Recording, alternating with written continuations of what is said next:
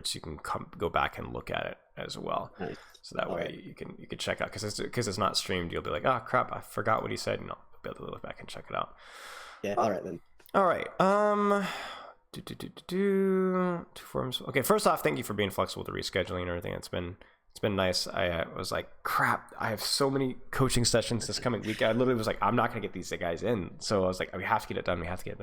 Okay. Let's check this out. So hero and rank and replay code, new replay code, or do you want to use the old one? I changed it to the new one because the old one's on the old patch. Okay. So shoot me one when you get a chance, and let me know what hero and what rank we'll be looking at. It is Kiriko GM. Nice. Okay. Where are we at? Esperanza. Was this a scrim? It was, yeah. Nice. You on a team? I am, yeah. Nice. How long has that been the case? I assume for a little what? I've been on teams for about 2 years, but I've been on this team for about 6 months now. Okay, cool. Okay, let's start with this. Give me the breakdown of your Overwatch history. Even going back to Overwatch 1. How long have you been playing the game? What got you into it? What got you into Kiriko? Just give me the full rundown. I started playing in late 2018, and I started playing like Junkrat and stuff because everyone likes to play no-brain heroes. Of course. And then because it was before Roll Lock, I was like, nobody's playing support. I'll play support. And I started playing Moira, and that's when I started playing ranked. I started out in silver, and after that, I started swapping around to like other heroes I thought might have more impact. Like Anna, I felt was really strong at the time in the GOAT meta and stuff. And I got a coach at that point, and over those 2 years following, I climbed from like gold, plat, all the way up to GM just steadily over time, and I've stayed there since. Nice. And I got into Kiriko because it's kind of like when you're playing in GM teams, you kind of got to follow the meta a little bit, and Kiriko was just far and away the best support that I could play as a flex support player. Yes. But I picked up all the other flex supports as well on the way, like Bap, Zen, etc. Okay. And I guess transitioning into, you just played teams, grind. You were GM. How long have you been GM? About a year now. Okay. And then now transitioning to Overwatch 2, staying with the support. How have you been enjoying Overwatch 2? I like it a lot more than Overwatch 1 because there's so much more space for me to play a bit more like damage focused rather than just heal botting tanks constantly, which was kind of, we had to do a lot in Overwatch 1, I felt. And you just like, when I played things like Zen or Anna, I've just constantly been pressured by divas, and that's not the case so much anymore, and I'm able to do a lot more That's stuff. DPS. Yeah. Right, okay. All right, looking at the form here, what do you hope to get out of the session? Some ways in improving your mental to avoid these periods of ranked anxiety.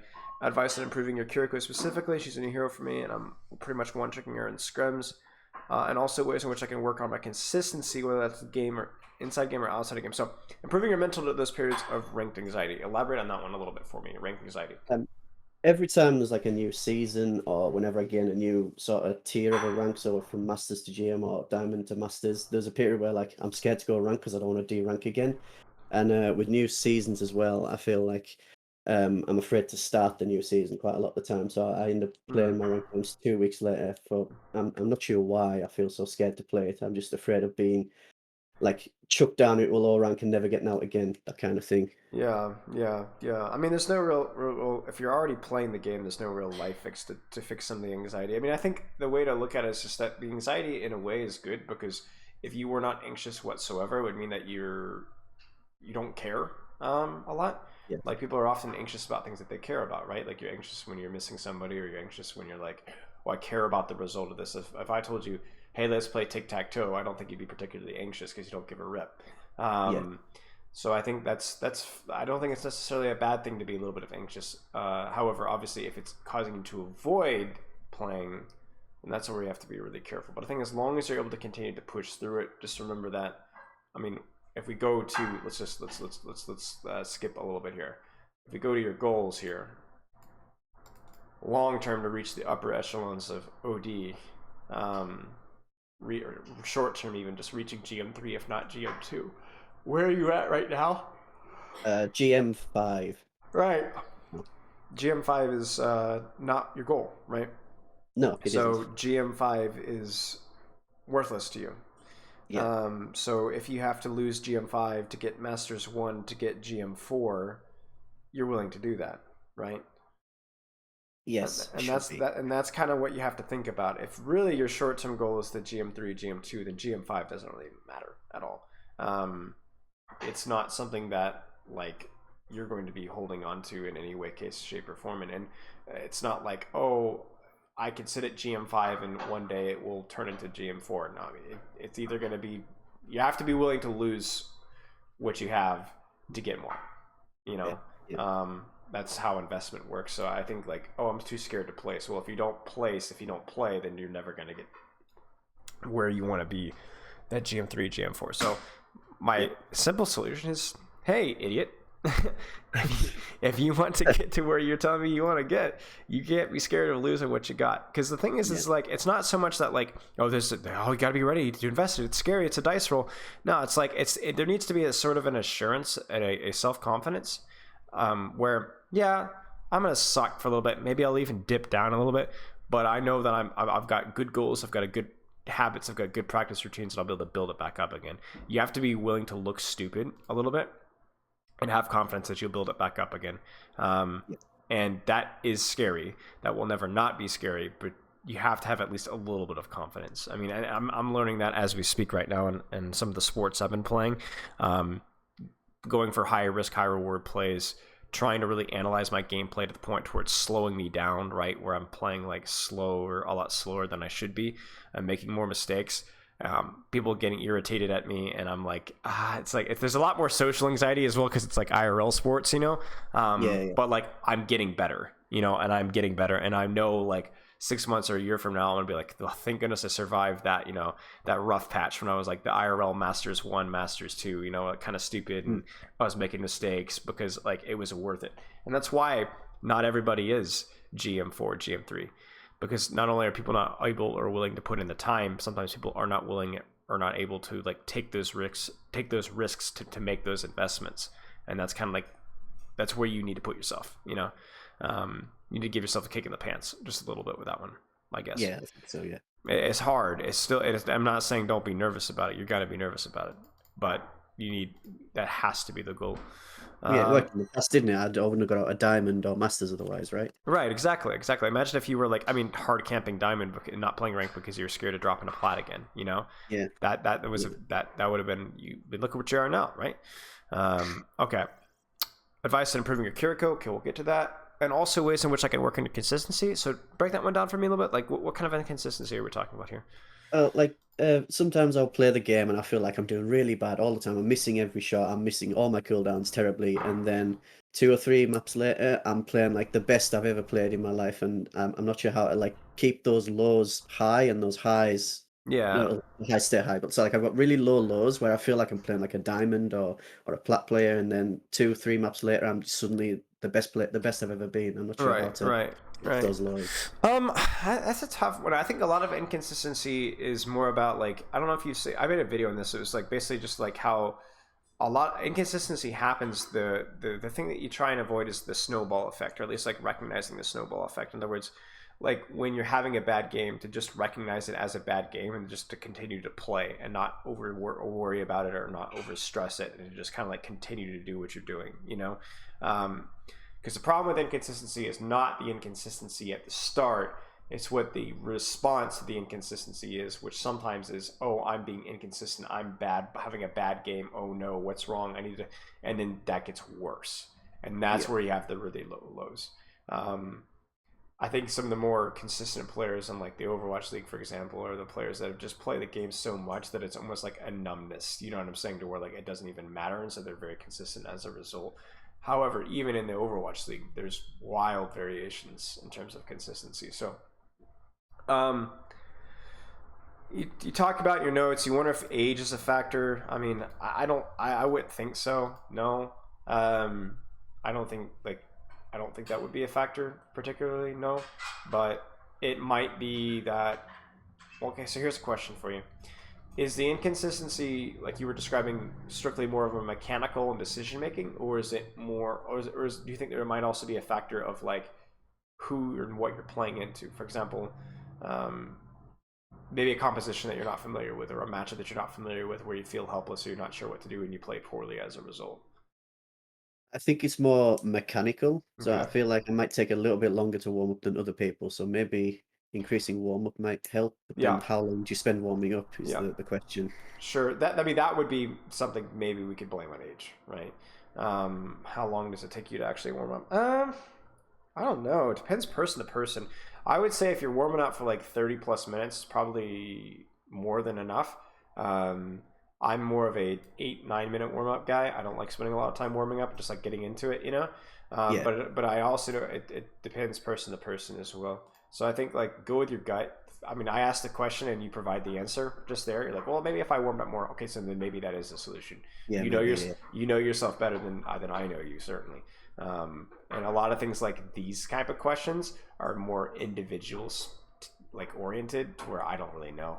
You're just gonna need to experiment with it more. Um, Anything else consistency wise besides the mechanics? You were mentioning something else, but I honestly don't remember what it was with the consistency. oh, I can't remember what it was either. So long ago. Just when you're saying inconsistency, when I say you're playing inconsistent, what's the first thing you think of? You said mechanics. Is there anything else, or is it just the mechanics? Um, Occasionally it's like a bit of brain lag. So in Yeah. regards to like if I'm on say Zen or Kiriko, there are times when you have to react to press say Transcendence or Yes. Cleanse, or with Yes. Anna it's Sleep on It. And sometimes like there's a bit more lag than usual than I would expect. Like I'm just too slow sometimes. Right. Right. Now here's the real question: are you anticipating those things that you need to react to? Like you know it's I coming. About 80% of the time I am, sometimes it's not. Okay, so then But 80% of like the time it's age or your just reaction time is too slow. The other 20% is not age or it is just simply not being prepared for something you should have been prepared for. yeah. Right. I mean, that's what I always say. It's like it's not about reaction speed; it's about anticipating. I mean, there's people in like really life combat bodyguard situations who have crazy reaction speeds at 35, 40 plus. You know, it's just going to be about knowing and expecting the worst. Whether that's that Sombro's going to try to assassinate me, I just know it, you know, or the Rhine's going to shatter, I'm going to be ready to Suzu, you know, and that's a huge part of a support's play is just anticipating what's going to go wrong, when it's going to go wrong, and if you find yourself sleeping at the wheel and then reacting late because you're sleeping at the wheel, the problem isn't the reaction speed. The problem is the fact that you're sleeping at the wheel. You know what I'm saying? Yeah. Okay. Um, so it's about finding that. And I think that's a really important skill with Kiriko. We'll probably talk about it more in the review. Okay, let's look at your goals. We talked about that already. Okay, so then let's actually look at your training here. So what does your typical training week look like? And obviously, if this is outdated, this has been about 3.5 weeks, just holler. Let me know what's changed. Work every weekday, have a meal and practice guitar before. Oh, you play guitar. Nice. I How, do, yeah. how long have you been playing guitar? I've been playing for 16 years now. Nice. You just play for fun, or just practice, or you play in a band, or I play for fun. nice. You're probably a lot better than I am. I'm an old washed guitar player. I don't think I've been playing for 16 years yet, but soon. That's awesome. Though. Great instrument. Work every weekday, have a meal and practice guitar before I play Overwatch for 6 hours. Scrims, ranked FOD reviews, take breaks to walk your dog. Okay. That's a lot of Overwatch. Break me down the scrims situation, at least right now. Well, we're on break right now, but we scrim 3 to 4 times a week, and it's 2 hour scrim blocks. And if we have, we'll have like a VOD review for maybe an hour, 30, an hour or whatever after the scrim. Sometimes we'll have more in-depth VOD reviews if we've got like a tournament on, but that's basically Okay. the schedule. Okay, sounds good. And then ranked is like 3, 4 hours a day, 5 hours a day on non-ranked, non-scrim days. Yeah, thereabouts. Okay, that's reasonable. If I'm not playing Overwatch, I'm usually just doing more of the non-Overwatch stuff above. On weekends, I dedicate a little bit more time to the game. So you're just grinding ranked on the weekends then. Yeah. Okay. I mean that's a lot of time. How many? Yeah, that's a lot of time. That's like 35 hours, 40 hours a week of Overwatch. It's basically like another job in a Yeah, sense, I yeah, think. yeah, yeah. I was gonna say, okay, we should be able to get you to GM4. We can get you to GM4. Okay, Batiste, Honors, and Kiriko. The sleep is definitely on the low end. I'll say that. And when we talk about reaction speed, especially at your age, if I were to talk about like massive, monstrous, low hanging fruit, um, outside of a little bit of the ranked anxiety, right? The 5 hours of sleep is definitely the biggest standout to me in terms of like possibly gatekeeping your improvement. Um, it's all about return on investment. I know people are different and that people have different demands and different needs, but 5 hours is definitely on the lower end. If I could Yeah, take an hour to that and make that 6, even if that took 30, 45 minutes, even an hour out of your rank time, I would do it. Unironically, I would straight up do it. Because it's not like you're not playing a lot of rank. You're playing a lot of rank. You're playing probably more than enough where the diminishing returns are starting to kick in, yeah. at the Okay. expense of your sleep. And then remember, it's the exact opposite goes with your sleep. Going from 8 hours to 9 hours is helpful, but it's not massive. Going from 5 to 6 is significantly more, right? It's all about the percentages. Um, I would recommend that change, and at the very least, experiment with it for 2 3 weeks. And make it your New Year's resolution for the month of January, and see how it goes. Strongly recommend. I know that's a complicated question for a lot of people, but I have to mention it when I see it. Yeah. Okay.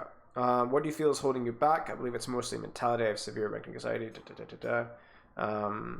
I mean, we kind of touched on that. Is there anything else about that you wanted to go over? Um, I think sometimes losses can affect me quite a lot. So if I go on a loss streak of maybe 4+, it starts to really affect the next game. And I think that's maybe Mm, what you said. Or what you said already, kind of already okay. like just forget about the previous games, focus Right. on just Right. Right. improvement, and like it's fine to take losses to Right. improve. So yeah, you kind of answered that Right. already. Right. Right. I would also recommend as well, like how you approach training might be a situation where you take like a very short break just to kind of mentally reset yourself as well to remind you of what we talked about, right? Because it's easy for you to kind of like, oh yeah, that makes perfect sense right now, but in the heat of those moments, it's going to feel really crappy. So sometimes the best thing you could do is take the time to like let your emotions like kind of cool off a little bit, remind Yeah. yourself of what we talked about, and kind of go back into it. Um, Yeah. Okay. Anything else that you have any questions over? I'm looking over the rest of your form. Nothing's super standing out to me. But anything else that we want to talk over, or that we missed, or that's come up since you've given in the form, or anything else? Not at the moment, no. Okay. Let's get into it then. I will stream, and let's do this. So, Kiriko. Second, 1 second here. So I've had some issues with the replay viewer today, where it's been distorting quite frequently the audio. Oh yeah, I have that as well. So I'm hoping it doesn't give me too much of an issue. So this is a scrim. Um, I've not coached for Matra yet, so this will be fun. Oh, So nice. when you are playing in this composition, what's the goal? Like, what are the purposes? What's your job, I guess?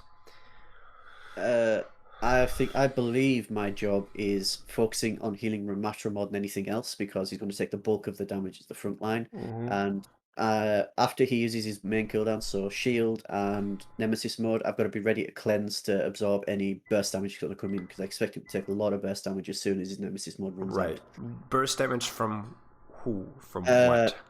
Usually from either the other Ramatra or the Sojourn/Tracer. Right. If Right. they have a Reaper, then obviously Reaper. Right, right. But that context is really important, right? Because that allows you to make a decision about whether the Suzu is necessary or not, right? Depending Yeah. on where they are or where they're positioned. Okay.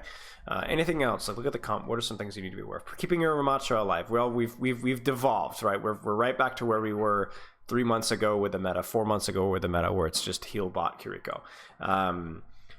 What else are you seeing here in terms of responsibilities? Probably the Tracer on that flank because she's not Mm-hmm. gonna. If she's outside of Lucio AOE heals, she's probably gonna need a Yes. lot of Yes. support help. Yep. Okay. What else? Uh, This is more of just a meta. There doesn't necessarily need to be anything else, but is there anything right, else? but probably weaving in as many left clicks as I can whilst putting out the same amount of healing. I believe that mashing healing is max healing, and then if you even weave one, it slows down your healing a tiny bit. Do you know if that's true? I believe that's I the don't. case. I don't know if I hold both right and left click, you get like an animation cancelled second left in terms of kunais, but Yeah. I'm not. I don't think it slows it down. I'm not sure though. Okay. I would test that if I were you. I'm 90% certain that just healing is technically slightly faster. Right. Very very slight. It's like that Baptiste. I think double left click into the right click. Slightly slower doing that for rather than just the weave. But yeah. Okay. Healbot Kiriko is back. Unfortunate. Are most teams playing this in scrims? I've seen quite a lot of Ramatra, not with the Reaper, but with Sojourn Trace. So the red team's combat seen quite a lot of. Okay. Okay.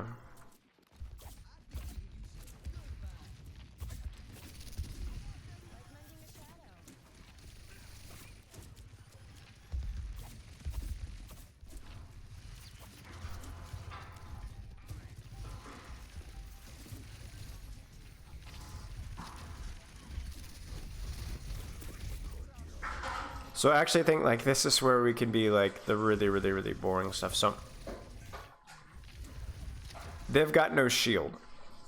So this is what I would recommend in terms of your positioning here. Now, we talk a lot about positioning where you are in a position to where you can both heal and damage from this angle here, right? Yeah. But what's the problem with that? We talked about your responsibility at least right now. What are you focusing on? I'm focusing quite a lot on healing, I think. Right. So what's the benefit of you opening up this angle so that the enemy Sojourn can poke you out? You see what I'm saying? Yeah, if I'm not left clicking, what's the point? Right, exactly. There's no real point in doing this. So what I would recommend here is try to hold the corner here, and then if you do have the opportunity to put out some damage, okay, it's there, but there's no real point for you swinging wide. It just makes me so angry the fact that I have to tell you to do this. Very disappointed with the nerfs that they gave Kiriko, that they didn't touch her healing, but this is where we're at. So, you know, and I think like this, for example, like right here as well, like those shots right there, it's just not worth it. Especially not 2 in a row, and then now the payload's blocking our LOS. You see the problem here, because if I go to your Ramatra's POV, what does he have right now that he needs to preserve? Armor, right? That he needs to be as close to full as possible, and I think, unlike Winston, there will be times where you can shoot, because especially if he's like literally like 650 HP, he's not going to get bursted down as much as the Winston was in the previous metas, right? You remember. yeah. But so there will be more time for you to shoot, but I don't think the time is now. I think the time now is to throw a weave of heal, and then make the decision from there. And now, instead, what do? You double damage, you let the payload block you, you heal air, and then obviously your Reaper ends up dying for it. You kind of see what I'm saying? Yeah. It's a really, really nasty snowball. One other thing as well, we talk about like knowing how and what to Suzu. Knowing this is pretty important, right? Like if I look at cooldowns on teams to track, it's really just this, the Reaper Wraith. Now, you guys play a lot of Reaper? Is that your flavor, or is it just you just tried it once? We just tried it the once. After that, we played basically Sojourn Trace. Okay. So then maybe not as relevant here, but obviously, like looking at the compositional thing here, you don't need to worry about amp or recall. You just need to worry about your Reaper Wraith and your Nemesis form, because obviously, like he doesn't have Wraith here. This Suzu needs to happen, but whatever.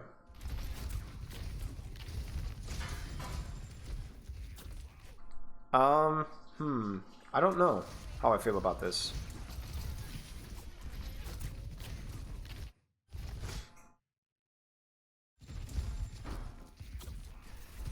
So I'm not even necessarily saying it's a bad play. I legitimately don't know.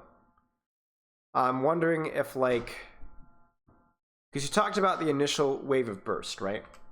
But then I also see that he's now dipping.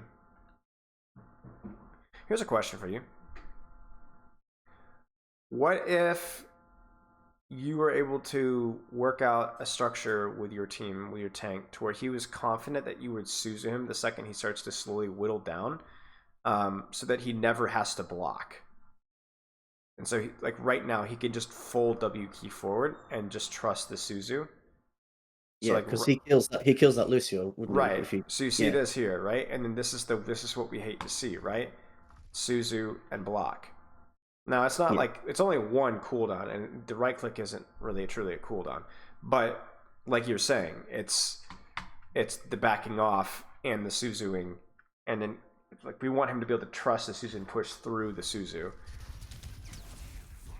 And I wonder if that's a better use of it than using it after it's done.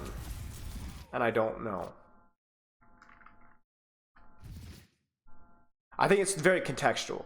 I mean, these kind of things always are, right? yeah, But that's something that I would consider toying with. You kind of see what I'm saying?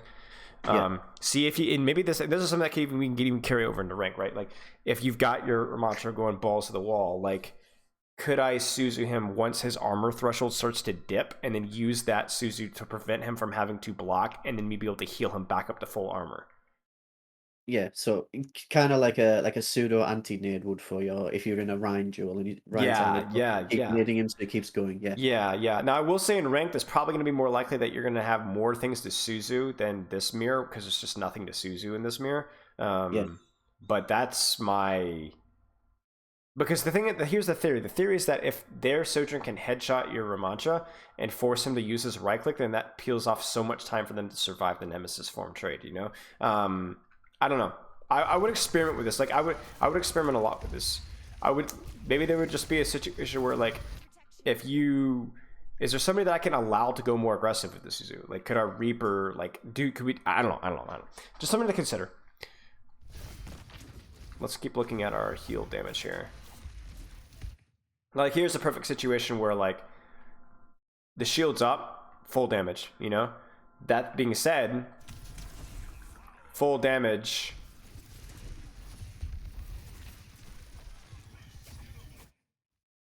Who should you be trying to damage when during the shield? uh, To be clear, you did try to here, but in theory, who's the best target? I'm in theory, I think it's probably the backline. But Yeah. yeah, Exactly. Sojourn, Kiriko, anything like that. Even yeah, Tracer, right? Yeah, exactly. Like we want headshots. We want a headshot, even just a headshot. And this is another situation here where like it's such a weird micro thing to nitpick, but it's really important. Nemesis form now. This guy, your tank should already be healed. But then there's the shot, you see? yeah, And look at his HP. We need him on. We need it's to me the way I look at it is I think it like snowballs really quickly. Like where if you're able to get him full early, he's going to be able to do more damage, which is going to force their Ramatra to block more. And then once he starts blocking, he's not doing damage, which allows the enemy Ramatra to do more damage. And you kind of see what I'm saying. yeah, It's a snowball effect. So like, and then you miss your heal there too, and then now you go for another shot. Don't love it. Like your Ramatra should be at excuse me full HP right now, and then you could be just going full battle mode. They're not really focusing him at all, but it's worth mentioning.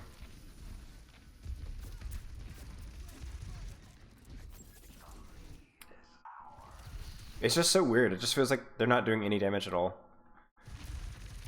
Like their comp just feels like it's doing like no damage at all. Nice Suzu. That's unfortunate. Nice. And like we talked about the snowball, right? So like let's look at what you do. Your Matra's gonna press the Q button. You get the heal, and now we can actually start damaging. yeah. Or he's actually not even gonna press Q. That was just the voice line. Whoops. Told you I haven't coached this hero enough. Okay. So, seeing some awkward use of damage and heal, I would really like you to get your Ramatra like close to full, or at basically at full initially, and then free yourself up to do more later on.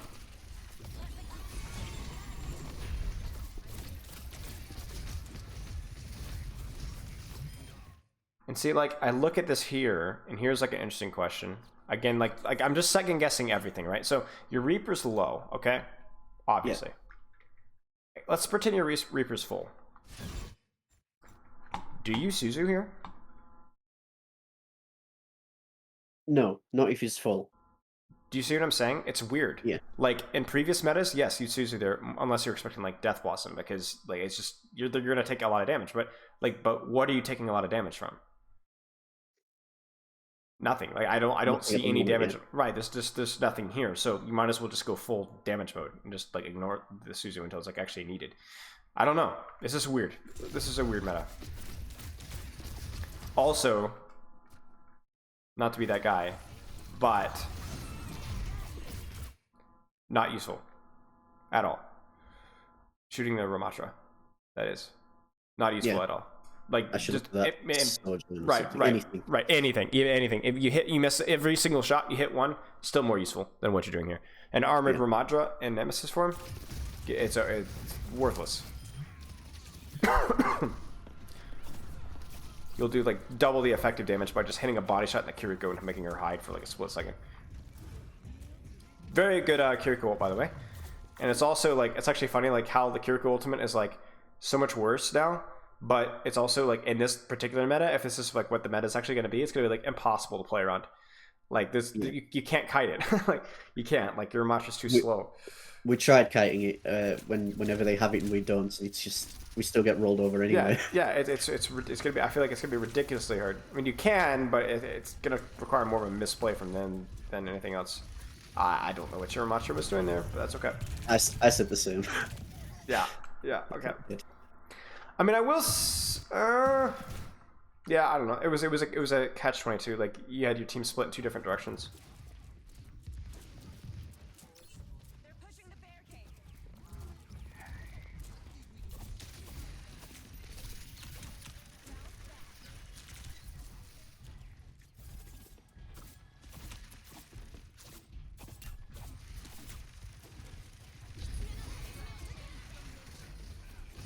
Well, that was not a good Kiriko ultimate.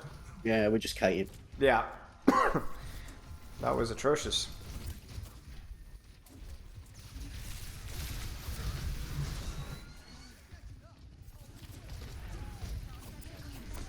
So let's look at this here. Obviously Suzu that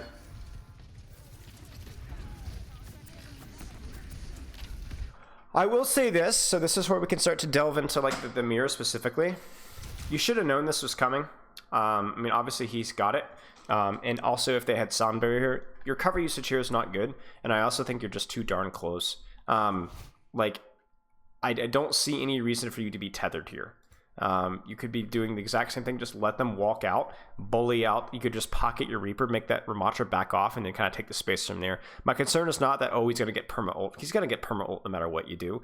But don't get tethered, because this Suzu gets forced, but it gets forced because of your positioning screw up, essentially. And that sucks. Because what we'd like to see here is no Wraith, right? This should have been either a beat or then it should have been a Suzu with the Death Blossom so it doesn't get booped afterwards. Do you kind of see what I'm saying? Yeah. And that's exactly what happens. The Death Blossom gets booped out. Which, would that have mattered? Probably not, but not good. And there we go, right? And I didn't have Suzu for him, yeah. Right.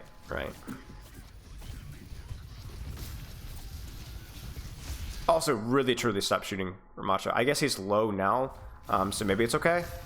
I'm kind of at this point. I'm just following what the target my call? Ramatra is. Yeah, my Ramatra is calling this constantly. I just don't like that would be something for your Reaper to follow, because your Reaper could actually chunk him. You know what I'm saying? Yeah. Or your Sojourn, for example. But like your hero just does too low DPS. Like I think. Don't follow the target call. I think should be the play most of the time if it's a Ramatra, because you just do so insignificant damage to a Ramatra. Yeah. What is it like when he's armored? It's like 28 when he's on, and when blocking it's even less. Yeah, I think is it they don't stack. Do they stack? I think, is there not a maximum of 50% damage reduction wherever it is? Well, but when they're blocking, it's like 80. It's like 70% right off the bat, I think. So it's like, I mean, it's absurd. It's absurd how low damage you do. And he's not even that easy. I think he blocks his headshot hitbox, doesn't he? When he blocks, or he makes it harder to hit. So it's like, I think it's harder. Yeah. Yeah. So it's like it's not good. So A lot of micro, I guess, in this review, but... Oh, okay. There you go. Clean.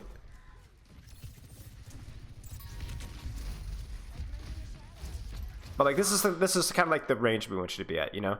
I think you also have to consider, like... excuse me. Sojourn, like, is lacking a lot of range right now. Less spread, or more spread. Like no one-shot potential. So, like, you're more concerned about, like, what's happening up in the gullet, you know what I'm saying?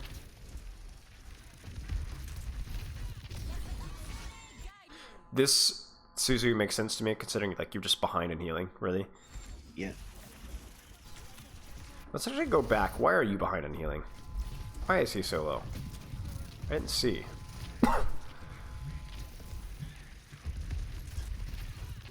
I think I missed. Yeah, just a missed right click. Okay, I mean, but that in terms of like the weaving, it seemed very reasonable. I'm glad you didn't do any damage there. Is the only target. Oh, now there's Kiriko. Right. Well, but I'll say this though. You're not even checking because see, you could have healed your tracer here, or you could have poked a shot at this like it's still going on. It's still going. Your tracer ends up having to actually recall. So like just something to be aware of. It's just a hard habit because you guys have forgotten payload. Because it's like he's so fat, you know what I'm saying? Like it's like so easy. It's like easy dopamine, but like it just doesn't do anything. In the monkey meta as well, headshots actually done quite a lot for him, but in this maybe not so much. Yeah, exactly. Headshot on the monkey was somewhat relevant. This not so much.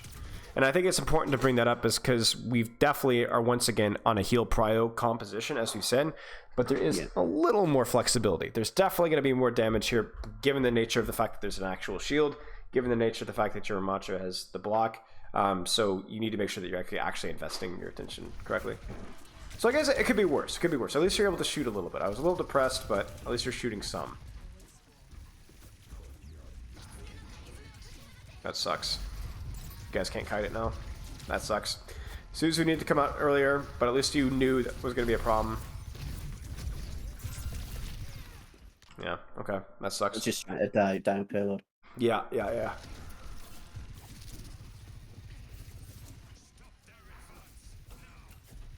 There we go.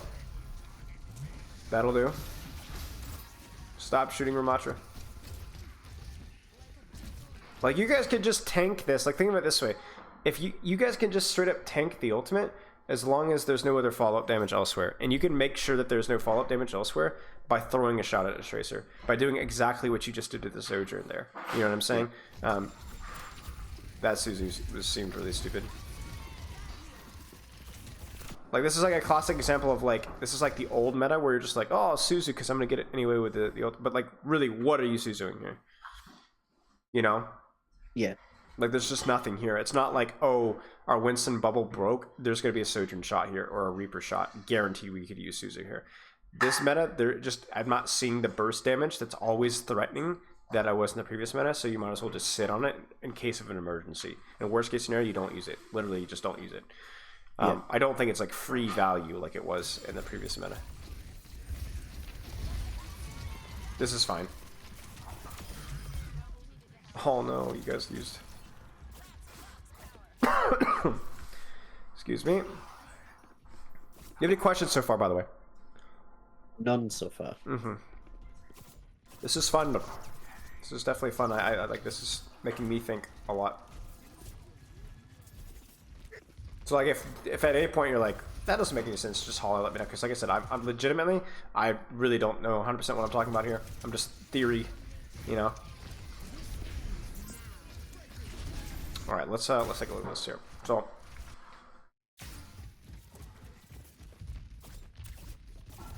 yeah,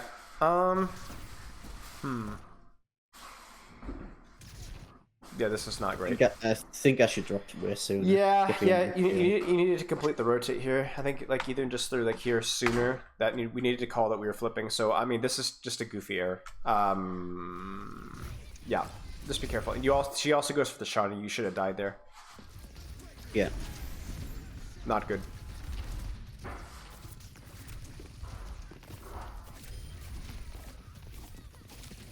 I would still be healing. Yeah. There's the tunnel again, right? Like it's like you're like you really want to hit the shot, you know? So then you're like, all right, I got some time, right? I got time, right? Miss. Okay, keep going, right? But meanwhile, like your Reaper's won, your Ramatra's now dipped to 250. Big problem. The problem is that your M1, M2 tends to be sticky. It's like when you do one, you tend to stick with it. With healing, that's okay-ish, as in that's more. But with this, it's not. It's not like if you miss the shots, unlucky, go next. You know what I'm saying? You need to get back to doing your job, but then you just stick with it too long, and then like the problem here is it's not even just the fact that your Reaper died. Your Ramatra's still not full. Your Ramatra, I don't know, will be full again. I think your Ramatra might just stay low. Right, and there's your Suzu, and all of that's just from standing too much on DPS. All of that. Yeah. It's like the Mercy problem, where like you make a goofy mistake with your positioning with your pocket, and you just don't have the ability to like turn the fight after. Like you can't just like hit a big sleep dart or a nade to like fix your boo-boos. You know what I'm saying? You goofed up, and now it's like a snowball trying to fight the opposite direction of the goofy arrows you made.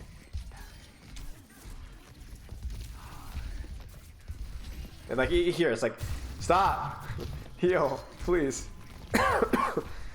Well, you know, actually, you know, no, she's won. Someone was screaming. Kiriko's oh my won. gosh, you're disgusting. Nice. Holy crap, the sweat. That was so much harder than it should have been. Yeah. And like even here, I like the shots, but right now, Weave, he's 350. You know, like it's still value. You're hitting your shots, but surely this is too much. You know, surely this is too much. You get the kill, okay. So you're just proving me wrong. That's just your job. No. I prove you right here. Yeah. And also immediately after. Also, we talked about like relative positioning as well. Like I don't see any value you getting closer than this here. Yeah. Like he's gonna pop Q. He's gonna ult. He's gonna shield. Something's gonna screw you up here. And I mean, yep, there we go. Ah, no. Oh my gosh. Yeah. Yeah. I walked in front. Yeah. You got sticky again. It's like you tasted blood and that was it.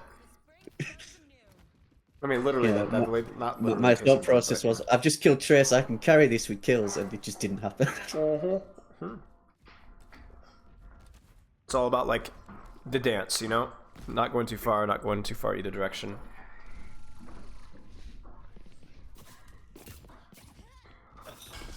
I'm definitely not going to bring attention to this. Terrible. But nice shot. Nice. Okay. Okay. Nice. I feel like we could win this. Wait. Oh no, they mirrored. Cried. I felt like we had a chance to turn that one.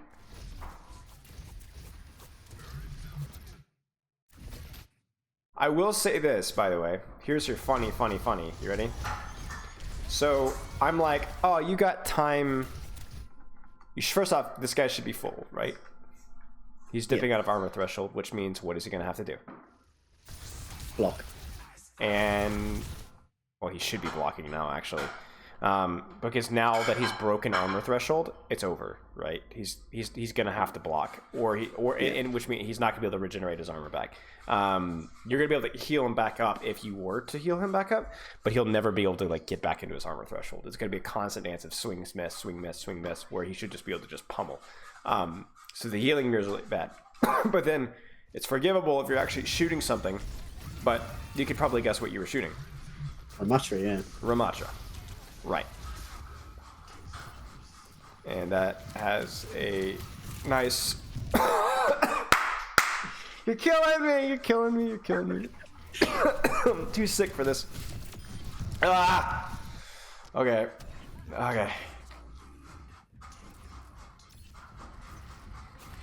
Guess the bad guy wins in the end sometimes. But you still lose, so. Careful positioning here. This is like kind of like, remember when we had the first fight, or not this first fight, was it the second fight when you got your Suzu force over like the Ramatra ult? It's just like goofy. it's just like, this is just goofy, you know? It's like, what you're doing is fine, but like, look at you, like, you're just standing out in the open here. There's no Should be cover. like a little bit further back, yeah, or Yeah, by yeah, the yeah, yeah. stuff. And these are just mistakes that you're just gonna have to fix for that GM4, GM3, and so on. Yeah. And like, again here, in terms of like priorities, right? This ends now. Hey, bozo, just heal and cover, you know, heal and cover. You know what I'm saying? Like again, Yeah. your Ramatra is fine now, but let's actually look at when you're damaging, you're damaged, you're damaged. There's the heal, good. Actually, that was all right. I'm being nitpicky here. I think that was okay. I was trying to get the trace there, but yeah, I think I got LOL. It's rough. Don't worry about it. Okay. Weird Suzu here. This is what we talked about right at the very start, where you're like, I guess I anticipate burst here, but he's still got like. I heard pulse bomb. I didn't know exactly where it was. I wanted to shoot it. Got it. Okay. I missed that. Got Just there. Here's special delivery. Yeah. I see it. Okay. Hey, look at that. Headshot in immediate kill. Yeah. Right. And I think it's also reasonable. Like, look at the HPs, right? You know, pretty much full, completely full. You take a shot, you go for it. Like, that's what we want to see. Like, that level of attention to detail. You know what I'm saying? Like, full HP, take your shot. Full HP, take your shot. You know? Yeah. And then back to damage, back to healing. Now, you're gonna headshot her here, but just be careful. We can't stay on this duel for too long. Yeah. Even if that means that she lives. Because it's all about, like, the return on your investment. What are the odds that you hit a double headshot in a tracer? Maybe this tracer pretty high. Most tracers, not high. Most tracers, you hit the headshot, you force the recall. Okay, then you immediately turn your attention onto the rest of your team. But you can see it's sticky, you know? It's sticky. Just for a little bit too long, and your Reaper almost dies for it. Oh, yeah. Like, it's just like that extra shot, you know? I would definitely use this. Oh, second to that. Yeah.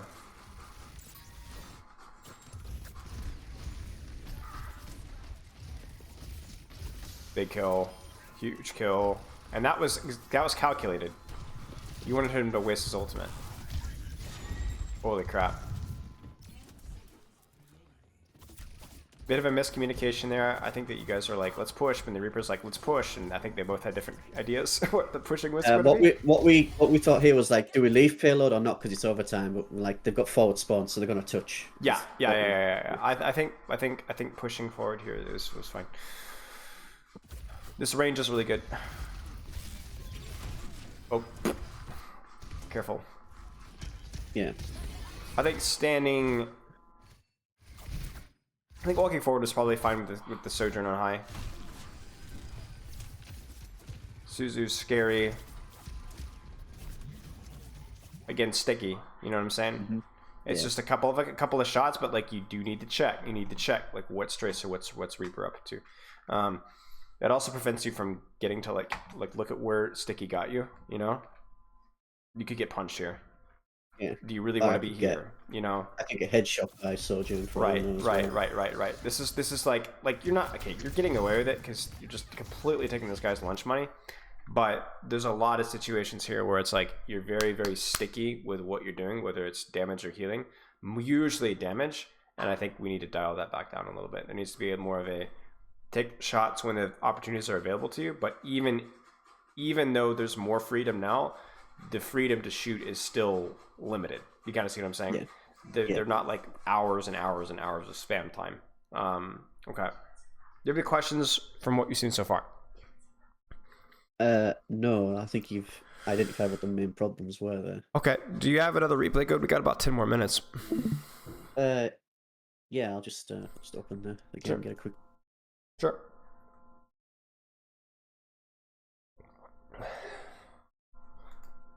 We can look at a Zen one, I guess. Sure. That'll be fun. I think that was a quick one.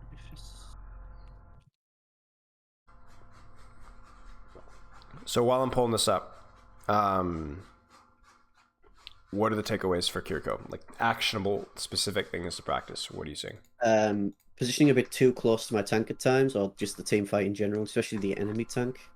Stickiness, so I focus on one thing maybe too much. I don't pay attention to like my Ramatra's HP before I start dealing damage when I should be keeping him up, and then dealing damage when the opportunity arises. And also when I do damage, I focus too long on trying to get those kills because I'll see that like sunk cost thing that happens with Yes. people. They've Yeah. invested a lot of time into it, and like I've got to do it now. Yes. And Yeah. sometimes you just got to pull out. Exactly. Yeah, 100% there. Only other thing I'd say would be just like more theory crafting with the Suzu. I don't know like what matchups you're going to be playing into, but just continue to think about that, because the matchup where we were playing, like it was not very obvious like what to Suzu. You know what I'm saying?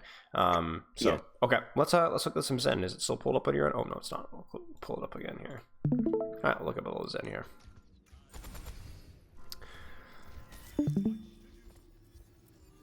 I love Zen, but I find this matchup on this map to be incredibly boring for Zen. Yeah, I watched the Finn review. Yeah. That Finn review was putting me to sleep. Most boring Al review I've done in a long time, and I love Zen. But yeah.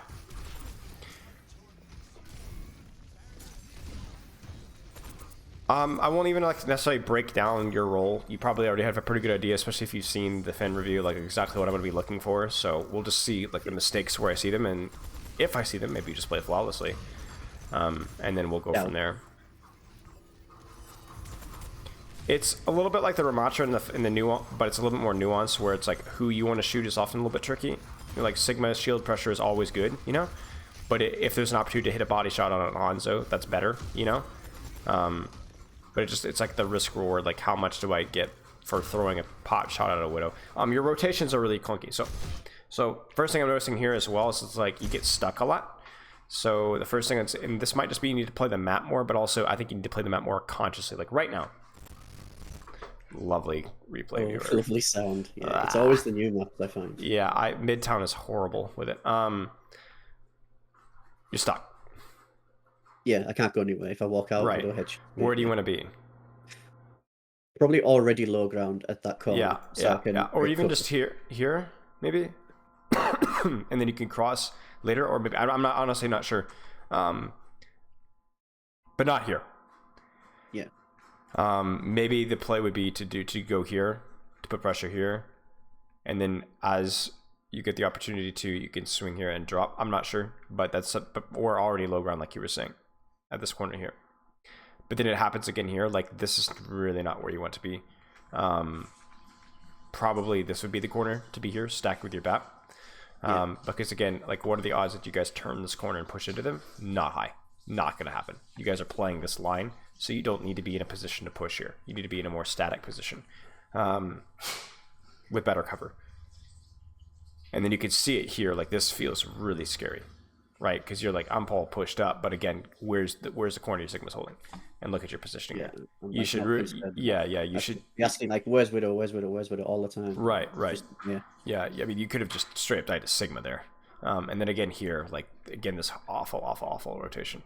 Or if you just maybe held here, backed off to go to Hanzo.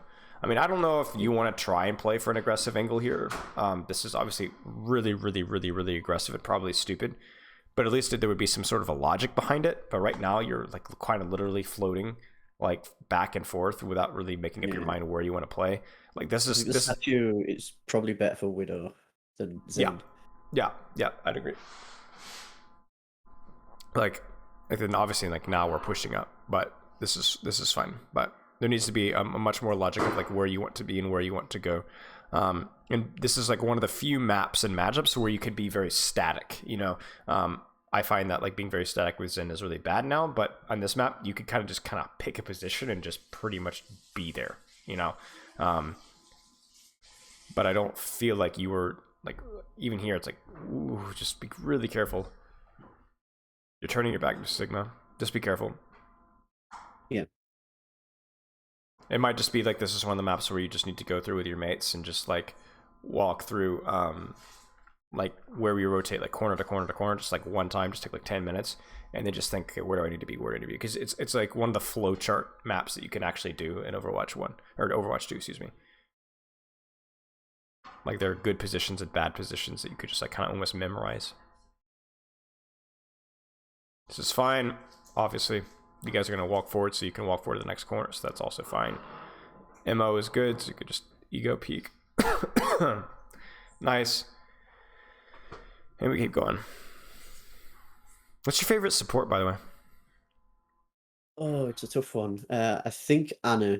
I think my heart's with Anna, but Nice. Honest. the only support I don't like is Moira. That's the only one I don't like of the supports. I think Ana might be my favorite as well, actually. She's either my favorite or my second favorite. I don't know which one. Who's your second favorite? Zen. Ah, see, you and me both. I knew we'd get along. I literally don't know if it's Ana or Zen's my favorite, but they're definitely my top two. Because they feel like supports where nobody ever complains about the existence of those supports. They feel fair. No.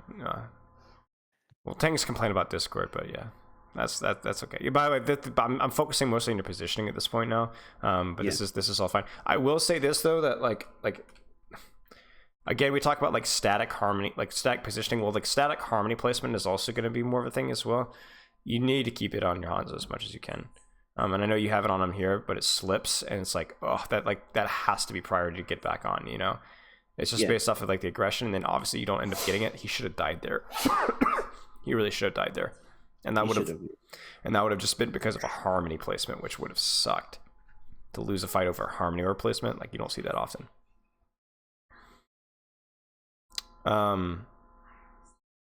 This is all fine.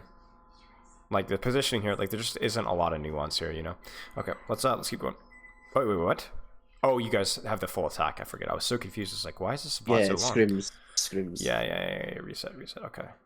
I always find the attack a little bit more interesting because you've got to take a lot more like risky plays, especially on the point B, on the stairs and things. Right. There is definitely some rotations that you have to actually execute. I'll say like this. This is where I would like. So like, okay, so we talk about like pressuring shield spamming out Sigma. Okay, all fine, right? But like right now, I really don't feel like shooting. I know shooting Sigma is not the play. Because look at his positioning, right? Like look how defensive, how much space he's given up. He's now like basically in line with his Hanzo and with the Widow and Zenyatta on high, and you should know this, right? Like he's gone from, okay, this is the shield, this is the easy body to spam, to backing off to where actually these shots are kind of hard to hit. So why on earth would you shoot the tank? Why would you not fish for a pick? You know what I'm saying? Or a body shot or a headshot that's actually going to contribute something. You know what I'm saying? Yeah. So like you're like, it's kind of like the Kiriko thing where you're like so tunneled in on like this target when really this target sucks. Like, I mean, look at this, you're not hitting a single shot. And now you go, but that's like 3 or 4 shots, 5 shots, 6 shots too late. You know what I'm saying? Yeah. And the other problem with that as well is what's your risk of dying right now with your positioning? Quite high, right? Probably a Widow or Hanzo or even a Zen. Right. So you've not only stickied in terms of the target, you've also stickied in terms of the kill. Now exposed yourself, in which case shifting your attention faster would have also reminded you that, oh, these targets can shoot me. You know what I'm saying? If you're going to be exposing yourself to a Widow, we want you shooting the Widow. You know what I'm saying? And then there you go. You almost die. So it's like you need to very, very regimentedly go spam sig, but then I'm immediately, as soon as I get the opportunity to shooting something other than sig, as soon as the opportunity presents itself easily, because it will. Like right now, spam,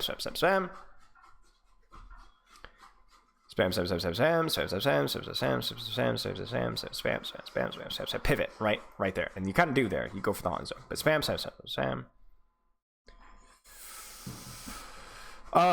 And also just in general, like we saw this with your Kiriko as well. I do think like your corner usage and just like your general like just discipline with your positioning is not great either. I think you could cut down on a lot of deaths probably in ranked and in scrims by just being a little bit tighter to positioning. Like I think if you looked back at that entire first attack there, just like the last 60 seconds, how many times were you too far from a corner, too far up, forgetting cover, forgetting Widow's positioning?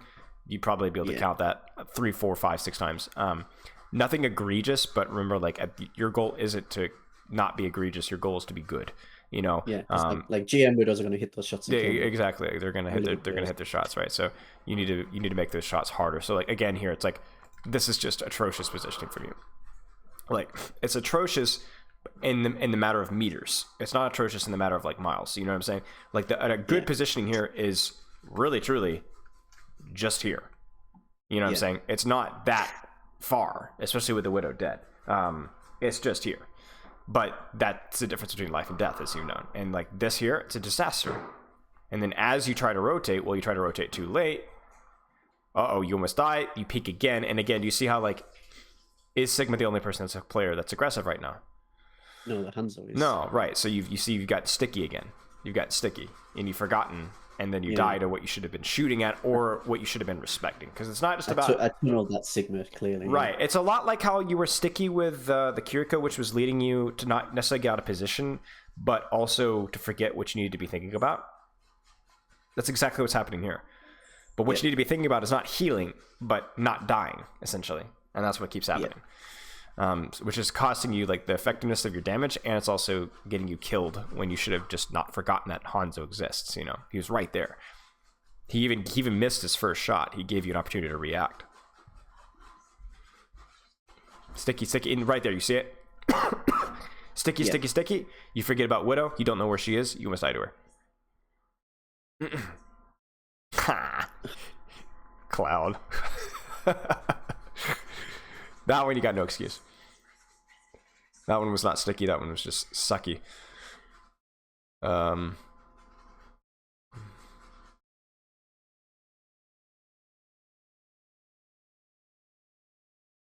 Okay, this is all fine. So like this is like another good example here. Like this is where it's not sticking the fact that you started something and that you refuse to finish it. It's just the wrong target here. Like, you know, there's squishies are around here. You know this BAP is back here. You know this Hans is back here. Why? Not the BAP, what am I saying? Why would you shoot the Sigma over the Hanzo that's standing out in the open here? Like, one hit on this Hanzo ruins his day. It probably buys your Sigma a lot of time because the Hanzo will leap and stop shooting. And then, again, positioning here. Like, why are you here? Stay here. Okay, Widow's here, rotate to here, and then utilize the backside of cover. Don't get on top of cart where the Sigma can actually spam you. You know what I'm saying? I mean, it's ugly, or even like go here and just hold here, and then look for your Sigma to push, and then rotate like here. It's not easy, obviously. It's double sniper. It sucks. There's never a perfect position, but it has to be better than where you're at right now. Let's watch a little more. Do you have any questions so far? I'm just kind of monologuing, honestly. Not the best coaching. Okay. It's good coaching. It's okay. Good. Okay. I'm learning. Okay. Even if you're not learning, if you're just like, oh yeah, that's true, because you probably already know. I mean, you already know this. Nah. I wanted it so bad. I wanted it. I wanted it so bad, man. That trance actually is perfect. So like, you've probably learned with this meta, if not from this, but from the Fen Zen review, where like the trance value is usually horrible, but like it ends up body blocking your BAP. So it's like, it's nice. That Zen is just in. Okay, well, I guess the Battle of the Zen Egos was just, this is just great. Zenas are just like melee brawl. Yeah, I don't know. This is just kind of silly. Like, you could have ended this one safely and been fine. The Zen is dead. You don't need to be the executioner here. He's gonna die. You know what I'm saying? He made a stupid decision, but it's still not you to be the one that pulls the trigger on him, you know? Okay.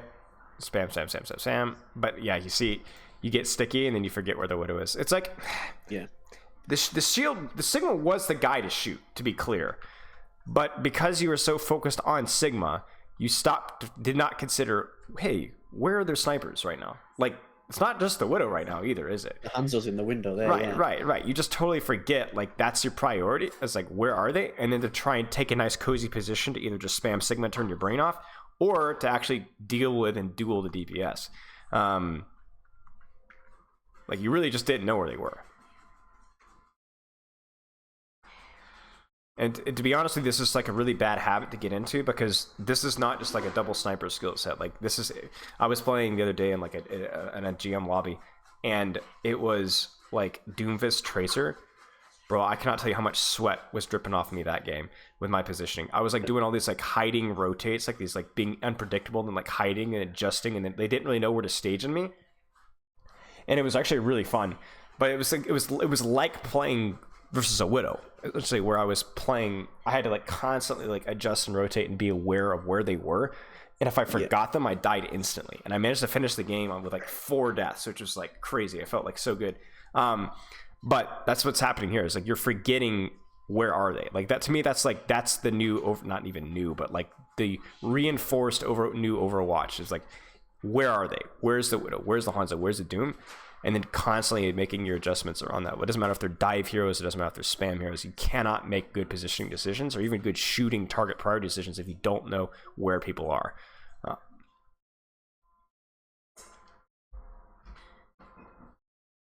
Like this has just been a lot more reasonable because it feels like your attention has been actually tied up on the right things there. You know what I'm saying? Like you weren't surprised when they went up top. You were ready for it. You were in a good position to deal with it. You dealt with it. You hit a couple of shots, even just a couple of shots, and that's all you need to follow up.